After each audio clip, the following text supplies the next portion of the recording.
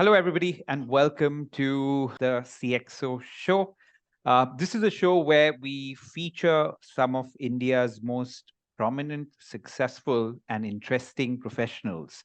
And like I keep saying, although the entrepreneurs, sports people, philosophers, experts get a lot of credit, the professionals are the one that are really running companies and running the economy as such. And so I'm always glad to throw light on some of India's most successful professionals. Today, I have Snigdha Basu with us. Snigdha, how are you doing? Great, Sapnil. How have you been? Are you happy to do this with us, or are you not happy to do this with Oh, us? of course, I'm happy. You look Always up for happy. a good conversation. Yes, me too. Okay, so the first thing that I'm going to do is I'm going to read out your introduction because you've done a lot of interesting things in your career. So that is going to seem a little scripted, the reading, but after that, we're going to have, like I told you off recording, we're going to have a fun conversation and make it an interesting hour for the two of us and hopefully for whoever is watching this thing, right? So let me start with a little formal introduction for Snigdha. And Snigdha, correct me if I go wrong anywhere, or if there's anything to add in all your accomplishments so far. Sure. Yeah? Okay. So Snigdha Basu is the head of learning and development of the automotive and farm sector of Mahindra and Mahindra. Snigdha is a seasoned professional with deep expertise of more than 16 years in strategic HR, workforce planning and optimization, talent management, learning, and behavioral change. In addition to being the head of learning and development for the automotive and farm sector at M&M, she's also the presiding member on the Internal Complaints Committee. With a bachelor's in economics and literature from Delhi University and an MBA in human resources, Snigdha has been associated with organizations like JSW Steel, Cleartrip, and Godrej in the past, where she has held multiple key HR portfolios. Her peers have described Snigdha as someone who is a creative thinker with a knack for simplicity and problem solving. Authenticity is Snigdha's superpower, and she's often described as a dynamo who delivers. Okay, that's quite a name or recognition to have, Snigdha. I like it. Snigdha participates in various industry forums as an influencer, juror, and mentor, and has been recently received the Gold Award for Learning Experience Platform Implementation for M&M Limited by Economic Times HR Future Skills Award. Snigdha loves learning new skills every year, be it getting certifications or overcoming her fear of water and learning to swim from YouTube. An avid traveler, Snigdha has been to over 10 countries and derives her energy and learning from exploration. She's also a trained Kathak and jazz dancer and turns to music for inspiration. What a nice introduction, Snigdha. And you seem like you've done so many interesting things in both I guess the personal and professional side of your life. Yes. I think I forgot to mention skydiving as well. Skydiving as well, right? Just Yeah, skydiving is one thing that just gets me so scared. So if you've done that, hats off to you because I'm so scared of even the thought of doing skydiving. So Snigdha, I know I've given a kind of broad synopsis of your career journey, but I think it'd be great for the viewers to really tell us a little something, starting with your higher education onwards, what your career journey has been, right? What has been the path that got you here so far? And if there's anything that you think is worth mentioning specifically there in terms of stories or experiences that got you to this particular point, I think that would be a good start. yeah. So first of all, thank you for having me here, Swapnil, and my introduction was pretty interesting, the way you put it. Mm. And to be quite honest, I didn't quite reckon that I would be where I am today, right? Interviewing with you, Mm. or publishing and writing articles for Economic Times. But I think it's my association with various organizations, like you mentioned, JSW Steel, Cleartrip, uh, Godrej. So right from conglomerates to startup, Cleartrip was a startup way back in 2006-7, both service and product organizations. I think that has been a very, very interesting ride. personally for me. I think I have been fortunate to have had the front row seat to multiple industry trends, changes in HR, changes in the organization. I have been able to see firsthand how leadership changes, process and talent changes can shift in response to mergers, in response to divestitures, in response to leadership changes. Suddenly, everything is changing, right? Everything that is an organization you believed in has shifted in a month's time because leadership has seen changes and the market forces have changed so much. I've been also fortunate to have been on multiple CFTs, both on the business side as well as in the HR side. What do you And mean by CFT? Sorry, what is cross-functional teams, I'm sorry, okay, right? okay. On Yeah. cross-functional teams working towards projects that are important Mm. in the organization, right?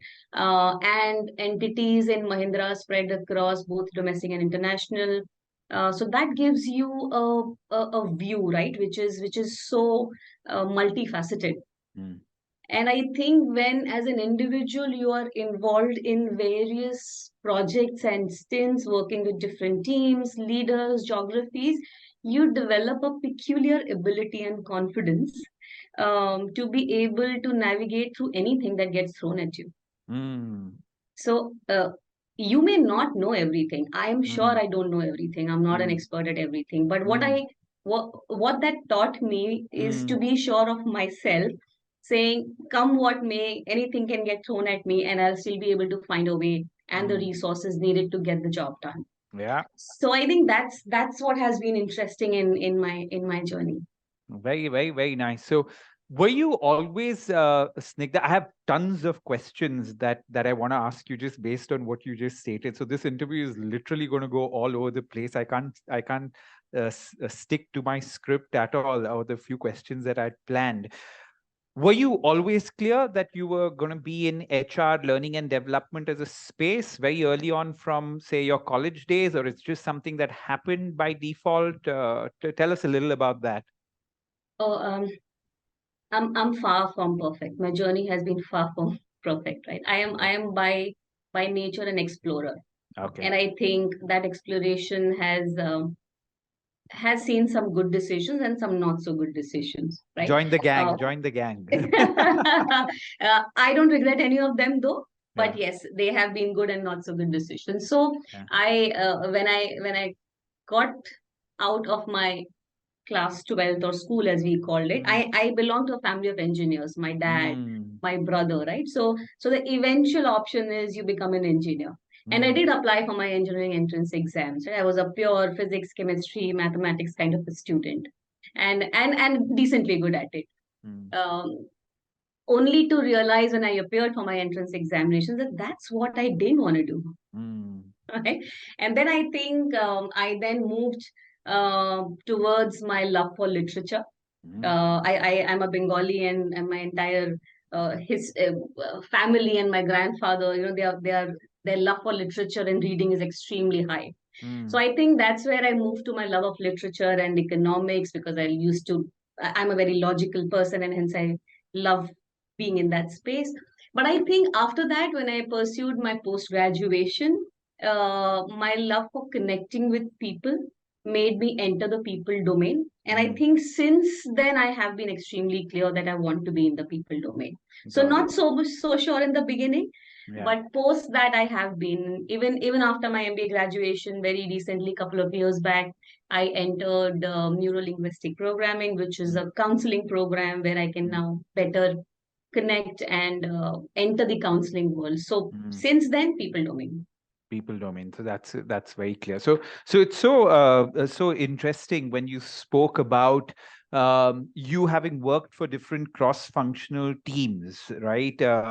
And getting that exposure, and your introduction also showed me that you also handled certain non-HR projects, revenue-generating projects, as they were put. Is that a correct assessment? Yes, Right? not functions. Functionally, Yeah. I've always been in HR. Yeah. But when we have been working on different priorities in the organization, I have been a part of sales projects and so on and so forth. So when I say revenue generating projects, I meant Correct. how do I work on a sales incentive project, or how do we do better with the dealership and their teams? So projects like those that are very, very, very business oriented and focused. Correct. So one of the things, and I want your comment on that, Snigdha, one of the things that I've noticed in all the HR or learning and development professionals that I've met, that have really met success and have been really effective for their companies, are people that actually get involved in business side of stuff, right? If they don't have a true understanding of the business end of stuff and are just HR or L&D professionals, I've seen that doesn't work very well. So, I'm always encouraging for anybody in the L&D or HR domain to get that real world HR experience, real world business experience, whether it's through, like you mentioned, right, working very actively on cross-functional teams. So what would you say to HR professionals about this, right? Do you have any comments on that? Absolutely. Absolutely. I think HR or L&D, any vertical in HR for that matter, whether it's the talent management professionals in the domain of HR or talent acquisition, you cannot operate in isolation, especially in today's age, right? The organizations, the world are so complex. You cannot navigate them unless you know what's really happening. You cannot create a scheme. You cannot even create a simple HR scheme or policy unless you know Correct. the person that you're designing that policy for, which is, say, you're the end salesman. Correct. What does he go through on an everyday basis? So unless you go and sit on a dealership, Correct. right? Unless you go and sit on a shop floor to understand how an XUV 700, which has a waiting time of 4 months and above, gets produced, and what does it take for that person to do it. So I think that it might have been a good to have, but in today's age, it's an absolute hygiene and essential to be roped into business as much as the business experts would be. I couldn't agree with you more, right? Because that's when I feel that HR and learning and development teams are most effective, right? When they're attached to business in some way, both literally and figuratively, right? So you spoke, Snigdha, about your experience both in India and I guess outside of India, dealing with different issues, companies, departments. So not so much outside of India, but in my L&D role currently, there are businesses and teams that sit out of an Australia office or a Brazil office, and that's what I meant when I got said it. But tell me, what is the difference that you've seen in the people that you deal with in India as your learners, right, or as your stakeholders / learners in India, versus have you seen any difference in the learners outside of India? Or is this too broad a question? Is it very, very geography specific, or are there any broad strokes that you'd like to throw light on? It is a slightly broad question, but let me attempt to answer it also in a broader gamut, right? See, people are people. No matter the geography. However, the cultural background and not just culture, even the organization that they come from makes a lot of difference. So, for example, if you look at India as a geography, and you look at a Unilever, and you look at a Mahindra, and you look at a startup, even the learners' behavior in these three different organizations would be very different. Right? So that's why I'm saying it's probably not geography-based question, but more of an organizational maturity as well would make a difference.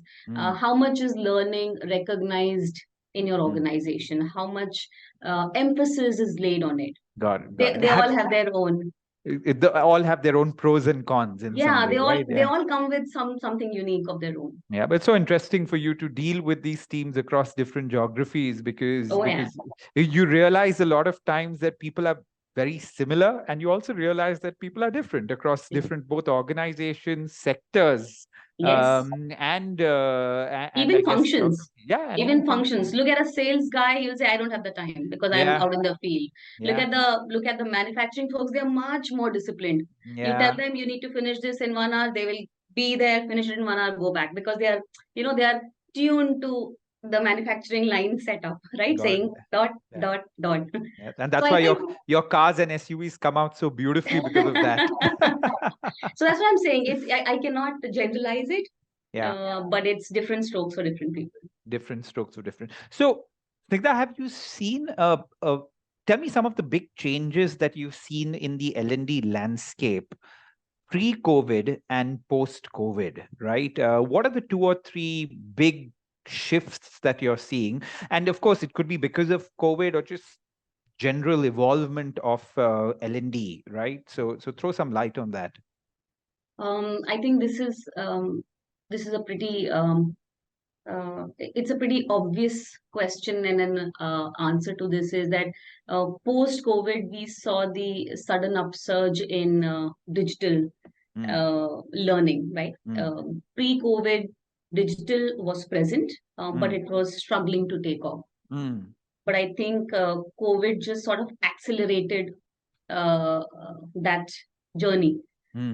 People were much more willing to take in digital learning offerings. I think also out of no choice, because you are stuck at home.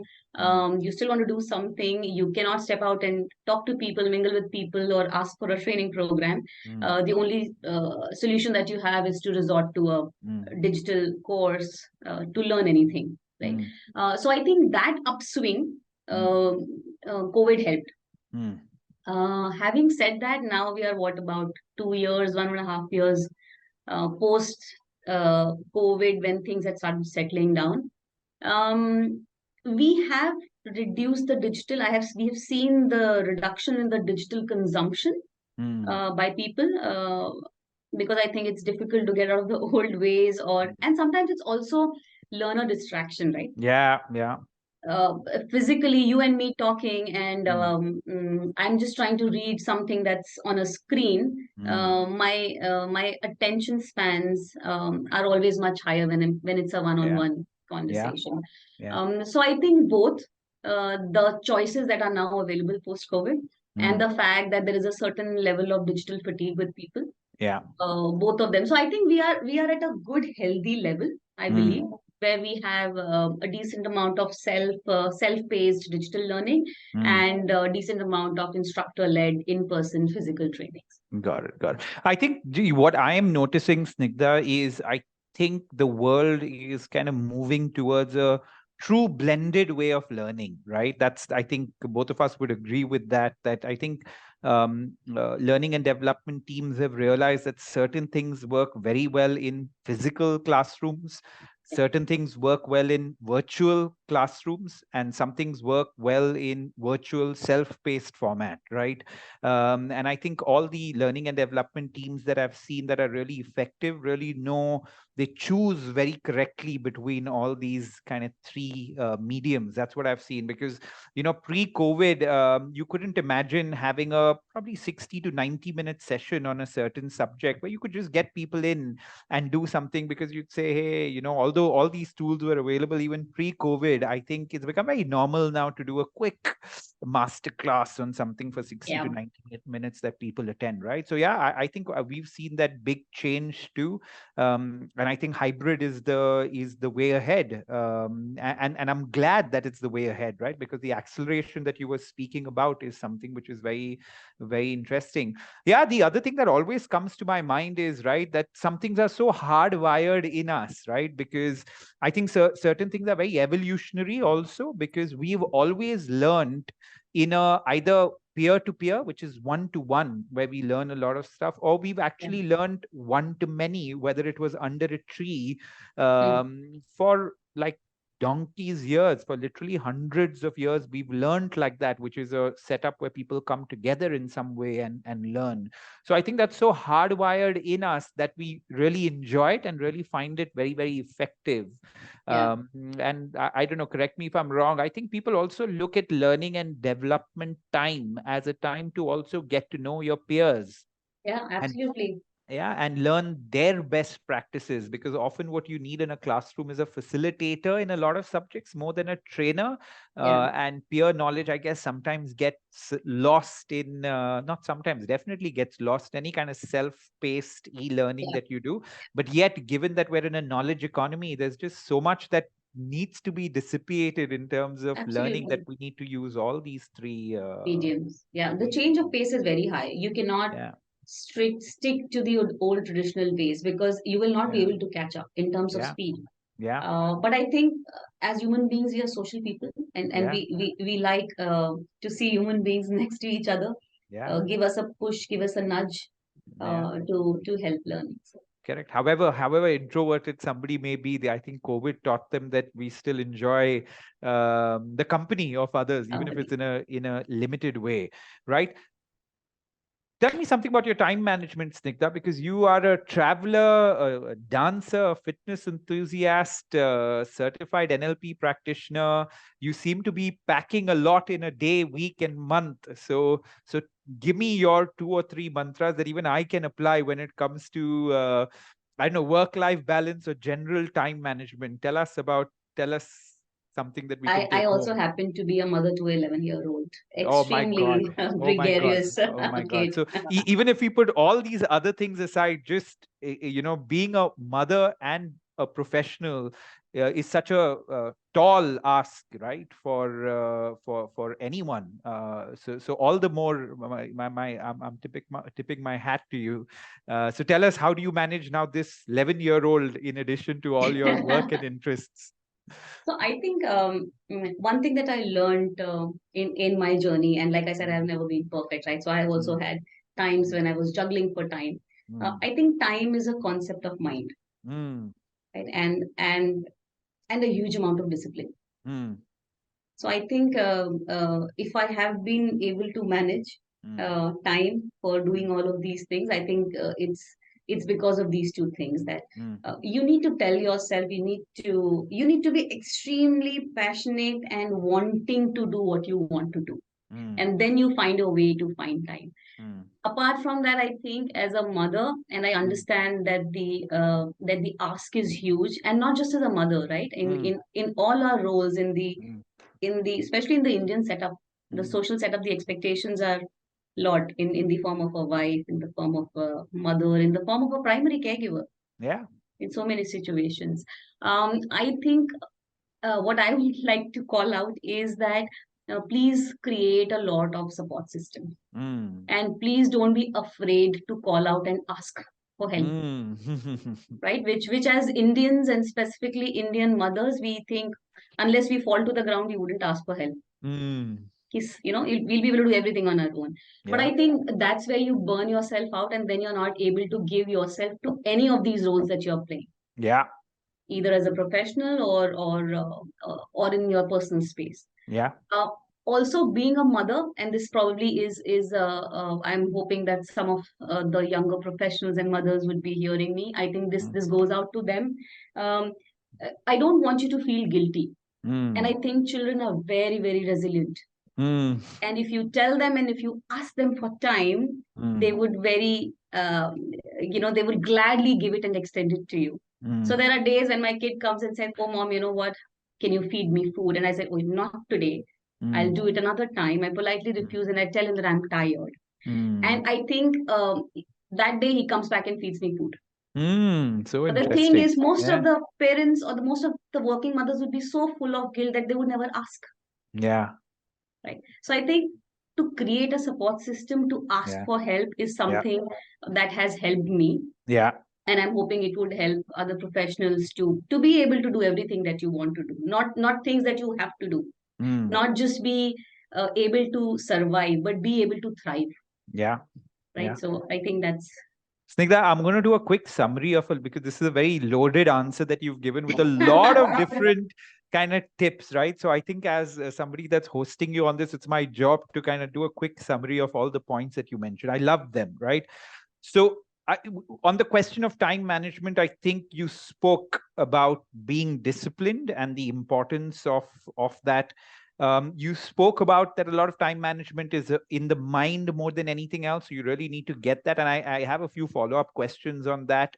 And I think more importantly, I think as especially as a working mother, and is it just extremely important to create the support systems around you. Don't be afraid to ask for help. Ensure that you're a clear communicator even to your child, and how, just to know that they're way more resilient and often mature than you give them credit Well, for. yeah, And I think most importantly, something that I think a lot of working parents, I guess not just mothers, are yeah, plagued with is guilt, right? yeah, Because of our working schedules, and sometimes our travel schedules, right? So know that, at least this is my opinion, and you can add on and that. I think it's so important to set an example to your children often of hard work, right? I think that hard work could be in any form, but just the fact that their parent is going out, doing something that they're passionate about, being sincere towards it, working hard, is such a good example to set for them. And we don't sometimes give that aspect a lot of importance, right? We give the aspect of, hey, we're not being able to spend enough time, but you're also setting a beautiful example for them. So chime in if I've missed out on anything. But No, no, that no. You summed it up beautifully, Swapnil. And I think the last point that you made is also very yeah, relevant, right? So when I yeah, speak to my yeah, 11-year-old about, hey, we did this in economic times, and he's so proud, right? And he might not say it at that point in time, but suddenly one fine day he'll come and hug you and say, Mom, you know what? I'm very proud of you. so So that sweet. that Yeah, that gives you the confidence that yeah, you're doing everything right. yeah, Right. yeah, And even if you're yeah, not doing everything right, you yeah, you and your child are in a happy space. You're both growing yeah, together. yeah, And yeah, yeah. it doesn't have to be one over the other. Absolutely, absolutely. And as a matter of fact, Snigdha, I think sometime this generation of parents, or I think our generation of parents, are guilty of over-parenting, right? Oh, yeah. Right. So where we're over-parenting, I don't know what we're trying to compensate for in that over-parenting, but we're trying to do that. And a lot of times, I guess what children need is more time to themselves often, right? Yeah. More time to just do their own thing, figure out their own thing, and that combination, I think, is a very nice one, but a very, very useful stuff for working parents. I wouldn't just Yeah. restrict it to I'm so glad, Swapnil, that you yeah, brought that up. yeah, Because really, if we go back a few years and look at our yeah, grandparents' time, yeah, and they used to yeah, have 8 children, 10 yeah, children, yeah, 12 yeah, children, do you think they yeah, paid the kind of attention to every single child, who's going to yeah, school, who's yeah, eating? They would give food, yeah, jitna, whatever is eaten, whatever is yeah, not eaten yeah, is not eaten. yeah, true. Today, as parents, we are over conscious and we try to calorie count, protein count, Mm, right? mm, We over enroll our children in co-curriculars. yeah, Somebody has yeah, to learn Spanish, somebody has to learn yeah, swimming, somebody has to do. So I think we need. I, as a parent, yeah, have tried to consciously steer away from that, and I yeah. said, let the child enjoy his childhood, Yeah, yeah, yeah. I and know. pick up Yeah, as they go what they true, want to true, do. true, true, true. We steered into a little kind of subdomain of parenting here without even realizing. You're But like, yeah, yeah. I was just going to connect that, Snigdha, to. I was just going to say that sometimes we do the same thing even with our team members as HR and L&D professionals, right? Where often, if you ask me, overindulgent, right, and not letting them be sometimes, right? It could be as simple as thrusting something down their throat, and not really waiting for them to ask for something very often, right? So I think a lot of even HR and L&D folks like us are very guilty of over parenting in our roles sometimes. I don't know what you I'll think. be mindful of that. Right. So okay, give me your point of view on there are two questions which I'm going to ask you, right? So if there's any young professional entering the workforce right now, right, across different departments, so I'm not talking about a department in specific or a sector or a company in specific, given your diverse background from a startup to a large conglomerate, so on and so forth, and across different industries, if you had to tell me about two or three skills that you think every young person entering the workforce must possess, what are those two or three skills? Well, so I think I can come up with an entire list of skills relevant to today's world. But if I really have to stick to one or two, I want three. okay, so I think my top three picks in that scenario would be one, the first and foremost, the ability and the agility to continuously learning. Right? So not a particular skill, but the ability to tell yourself that I've learned something today and I'm gonna have to relearn something else tomorrow, completely different from what I believe today. Because like we discussed, right? The pace of change is so much, the world is complex, it's extremely demanding in all aspects. You cannot afford to not be on top of everything. Right? So I think that's my topmost skill. The second is emotional intelligence. Why emotional intelligence? Because, like I said, it's demanding. There's a lot of people who are stressed around you, trying to do what they have to do. We all have a lot of nuclear families with less support systems and multiple other factors, both professional, personal, societal, and so on and so forth. Right? People are more sensitive to everything. You put out a comment on Twitter and people are very extremely sensitive. People in our grandfather's age never used to mind so much, right? So every time you open your mouth, you're thinking, oh my God, am I saying the right thing? Am I offending someone? And so on and so forth. So with all of that, if you really want to succeed, build successful professional and personal relations, I think emotional intelligence is something that you really need to navigate conflict, to be able to make sound decisions, and to be able to manage the plethora of people that you have around. So I think that's my second skill, and I think my third skill is going to be digital literacy around digital tools, platforms, everything, right? Like there are also downsides to it. Like I say, since Google came, everyone became a doctor. So so since Bard and ChatGPT came, everyone thinks they're an HR expert. Right? So it has its downsides, but I think you cannot not know it. You cannot afford to not know it. So I think you always have, because and a lot of time people question, is digital and AI going to take away jobs? I don't think they're going to take away jobs. What I do think is they are going to change the shape and form of the jobs. Let's look at paralegals, for example. Or marketing communication people, right? Now, it's a lot more easier with a Bard or a Chat GPT for me to create marketing collaterals. Right? So I think the shape and form of jobs are going to change, and hence digital literacy to keep yourself updated and relevant in your roles with today I'm an L&D expert and my role might evolve. So unless I am digitally literate, I can't evolve with it. So I think those would be my top three picks. Awesome. You know what? I just want to make a comment on all three of your points because I think they're so relevant. First of all, I loved that you are calling all these three things skills, right? The ability to learn, emotional intelligence, and digital literacy, because all three of them are actually skills, right? Of course, they may also fall in the domain of behavior slightly, but I think the mindset of thinking of them as a skill that you can really learn and start applying is a very important shift in itself, right? In your Absolutely. the ability to learn is a skill, right? And we need to learn that skill. And I hope we had more time in this interview. We could have got into possibly the specifics of how to do that. Maybe we will, right? I don't know. But I think that's very important. And, I love this. There's this quote by, I think, Alvin Tyler. I'm not sure about that. I may have got the name wrong, but he says, the illiterate of the future is not somebody that can't read and write. The illiterate of the future is a person that doesn't know how to learn. Right? I love that quote because it's so interesting. The illiterate of the future is not somebody that can't read and write. The illiterate of the future is a person that doesn't know how to learn. Because I think in the knowledge economy, it's going to be extremely critical for people to have a learning and growth mindset. Without that, at the rate at which things are getting redundant, if you don't have that, it's a problem, right?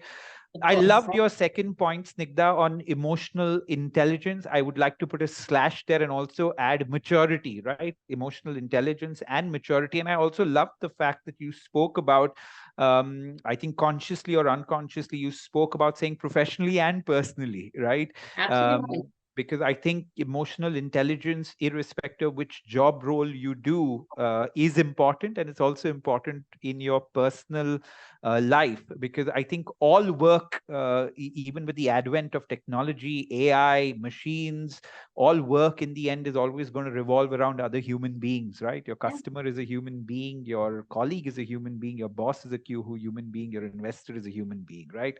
So if you don't have people skills which come Skills. from emotional intelligence, right? I think you're going to find it tough to succeed. And I definitely agree with your Snigdha, your digital literacy point, and you threw light on two interesting things that I'd like to make a comment on. I read this quote that said, AI won't replace you, but a person who knows how to use AI well may replace you, Yeah. right? And for me, I think people on the technical side really developing AI tools, that skill is important, but parallelly, you developing the skills of knowing how to use Use it. those tools also is as Equally important. important. Yeah, and it doesn't matter which domain that you're in, right? If you're a graphic designer, you better know how to use the tools relevant to you. If you're a film editor, you better know how to use the AI Absolutely. tools. Or if you're a paralegal, you may as well know the tools there, right? So really developing expertise on the new tools, like we developed expertise in Excel and PowerPoint. And you get what I'm trying to say, right? Those Exactly. tools, I The think, difference, I think the difference is in the times of Excel and PowerPoint, that era lasted for a long time. yeah, yeah, With the advent of AI and digital tools today, yeah, yeah, it's changing every other month. yeah, So yeah, your speed of absolutely. learning needs Yeah. to be much higher. Yeah, yeah, yeah. You need to take learning seriously. So I absolutely, of course, as an L&D professional myself, I realize the importance of learning. But I think your points are wonderful for any young person joining the workforce, irrespective of the industry, right? So, Snigdha, the next question that I have for you is a little specific to learning and development professionals, right? And I want you to give answers in more or less the same format for anybody joining learning and development teams, right? If you had to really give your pieces of advice to them in terms of what can make them really effective in their role as learning and development, and hopefully someday become a L&D head like you, what would be those two or three things that you would tell them that, hey, do this, and I can assure you, you will go up the rank. Tell me a little about that. I think part of the answer we've discussed a little, Yeah, in the beginning of the interview. We yeah, said whether it's an L&D professional or any other vertical, I think you need to know business, yeah. right? So unless you know business, you cannot be holistic partners, Correct. because even as an L&D professional, more as an L&D professional, you are solving for a business problem.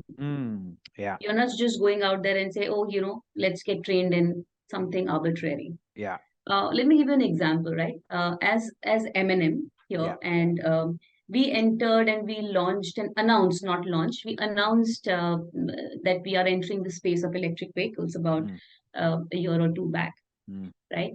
The moment you do that, mm, and as the head of L&D, unless I take cognizance of that fact and I mm, start training my people on electrical batteries and thermal systems and everything related to electrical vehicles, how am I even going to mm, prepare my workforce? mm, I'm not going to replace 5,000 people overnight, right, with some mm, electrical engineers, because I have mm, a house full of mechanical engineers. So So I think interesting. unless you have relevance and connect to business, how are you Mm, even going to create your L&D strategy? yeah, yeah, So yeah. I think that's being connected to business. Mm, I think is one very mm, important thing. Another thing that I think is not applicable, not just applicable to L&D mm, professionals, but any young professionals mm, entering the workforce, is mm, the ability to be able to adapt to change.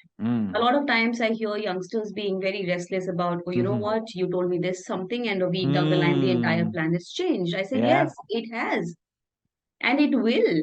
And Mm, sometimes they misconstrue it as lack of clarity, yeah. but it's not that. Mm, We had a plan, we were clear about it, but the plan changed yeah. because something in the external environment changed, what in the internal Mm, environment changed. So yeah. I think the ability to adapt, to be Mm, able to not get frustrated, mm, uh, challenge the status quo, be more forward thinking, be more Yeah. open to plans being Yeah. thrown out the window at the last moments. I think those are the couple of things I think the young professionals and L&D professionals need to be more cognizant of. Yeah. Um, Yeah, I think that's an interesting one. I have a quick follow-up question for you, right? And this is again, I'm trying to target this to an L&D professional. How do you connect better with business? What have you seen of successful L&D professionals? What's the trick there of connecting better, knowing business better? What do you need to do as an action point if you had to tell someone? a lot of coffee conversations. Ah, ha, ha, ha, ha. Yeah, which you can't often do working from home, right? Yeah, you can't, absolutely not. Yeah. See, a lot of times we talk about, there is a word for it, right? Yeah. Collective wisdom or tribe wisdom. Now, Yeah. all of these things, right, only come to you when you are in the office space, Yeah. Yeah. Yeah. right? These are water cooler conversations. These are Mm, coffee conversations. mm, They necessarily don't happen when you attend a meeting. In fact, a lot of times during meetings, people are very, very defensive. so they will interesting. they will weigh in what they can say, what they should be saying, what they Mm, cannot say, what they shouldn't be saying, right? mm, But when you catch them out of the meeting premise, out of a mm, formal, you're catching them on a water cooler saying, hey, what's going on, I heard this is what is going on. So I think personally mm, for me, mm, building relationships mm. and conversations is something that has helped me get a grip into what's happening in business and what we need to change. So I think So that's interesting. I think that that's such an interesting insight because I just feel that, and I don't mean to sound like an old man when I'm saying this, but I just feel that so many people have lowered the importance of relationship building within the context of work and office, right?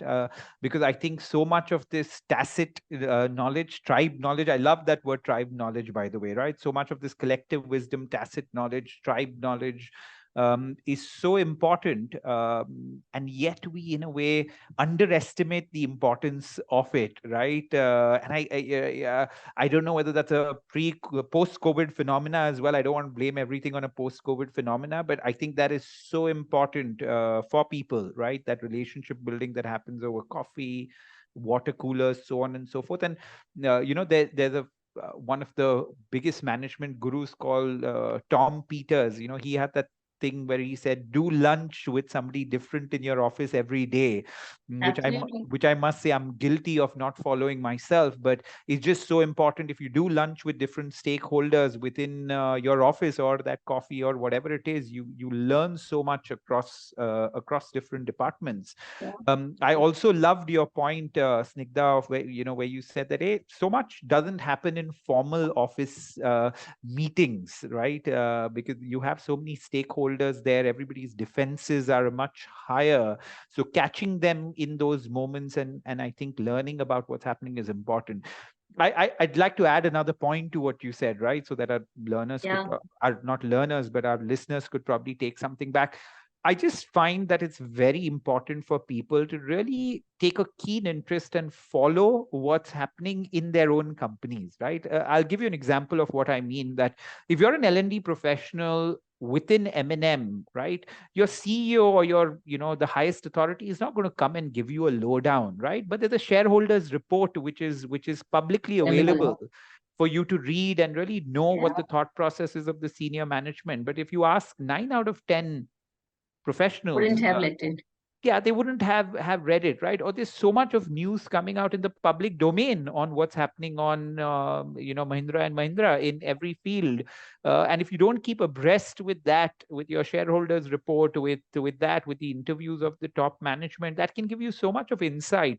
Yeah. Yeah, especially, partners like us, right? Very often I find that we would know more about it, given that we read all these things before coming for a meeting, than sometimes the internal stakeholders. And I've seen blank faces. I'm not joking. I've seen blank faces on the other side where, we're telling them, hey, I know that you plan on going totally electrical by this date. And I can see that they are shocked about that news because they don't know that themselves. So I find besides the this cross pollination of knowledge that happens across coffee, water coolers, and lunch, the other big thing is just taking a keen interest in your company, in your sector, and then you can have a more mature conversation with your business stakeholders.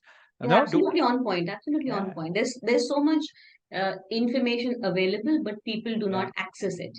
yeah, So I think it's extremely, which is what I said, right? It's extremely important to be glued into business. Now, yeah. everyone will have a different way. Somebody would like to lead Mm, reports, somebody would like to have mm, conversations like me, somebody would. So, whatever is your source of information, the idea yeah. is to get the information. Yeah, absolutely. And I think just one last point there, and please add on that. I think you alluded to it earlier as well, um, uh, of actually going as close to your customer as you can, right? You spoke about the dealerships at some point, right? Because if that's your primary point of contact for your final customer, just being around that environment often teaches you a lot about the business, right? A lot, a lot. And on the other side, where the cars actually get made, or the SUVs or your tractors get made, being close to that point of contact also is so important, right? So your customer on one side and your manufacturing R&D on the other, being close to that is very, very important from just a learning standpoint.